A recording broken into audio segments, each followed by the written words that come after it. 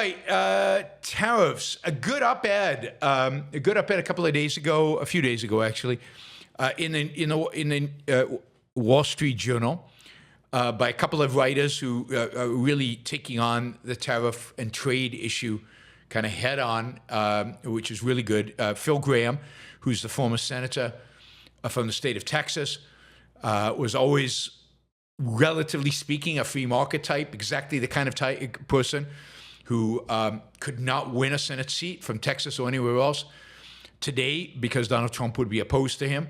So Phil Gramm and Don Boudreaux. Don Boudreaux is an economics professor at George Mason University, who is excellent on trade. He's devoted much of his career to writing on trade, and he's very, very good at it. He terrible on foreign policy. He doesn't like me because of my foreign policy, but on trade, the guy's really good. Anyway,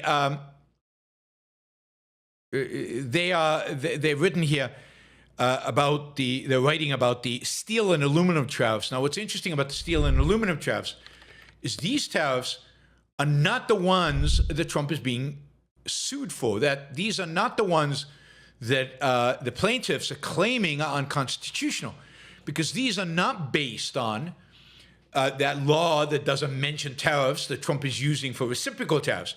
These are non-reciprocal tariffs.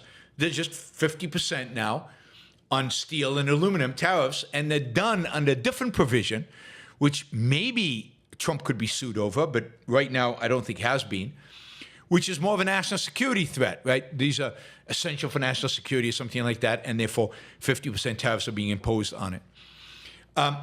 But this is what they write about these tariffs on steel and aluminum.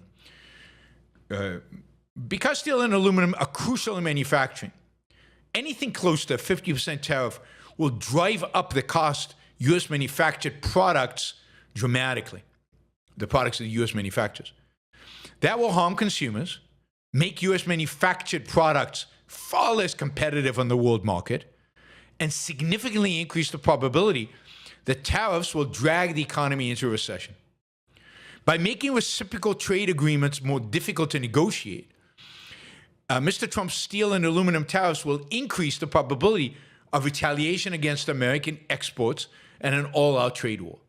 So the idea is, a lot of companies are going to say, yeah, we want a reciprocal trade deal, but that should include tariffs. And Trump is basically saying, no, it's not going to include tariff, with a possible exception of Mexico, where there seems to be some kind of partial waiver on these tariffs. Certainly, the Canadians are not going to get that waiver. They go on to say, but these tariffs will hurt more than the economy. They will harm national security by increasing the cost of two essential components of defense procurement, just as Congress is poised to increase military spending by $100 billion. The defense industry is already struggling to replace ordnance and equipment sent to Ukraine, and replacing ordnance expended by Israel will add to that burden.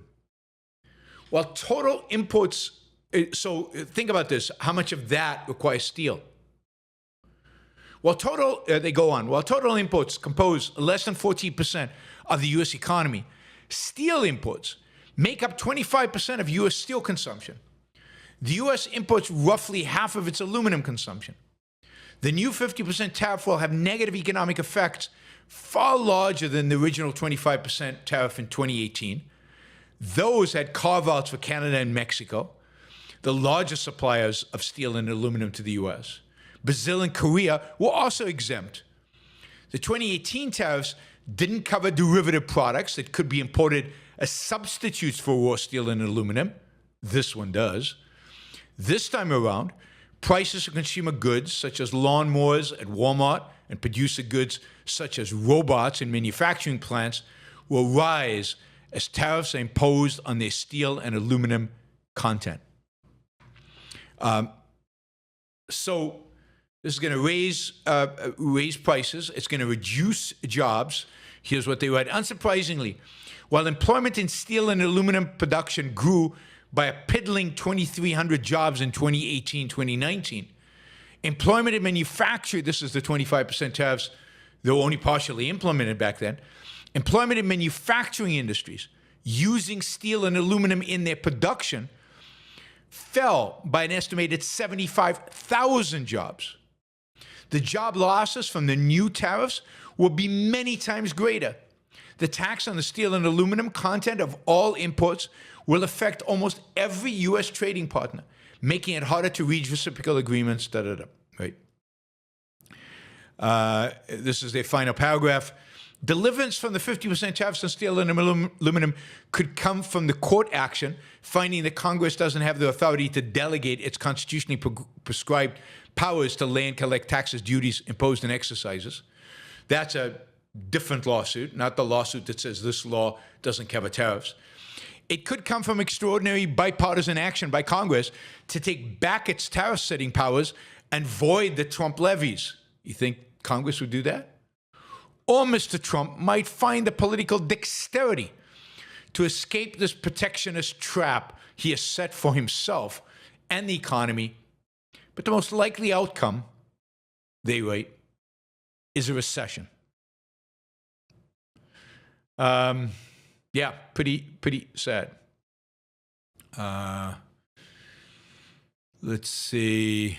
By the way, Graham and Boudreaux are authors of a book called The Triumph of Economic Freedom, Debunking the 7 Great Myths of American Capitalism. Sounds like a good book. Should probably buy that.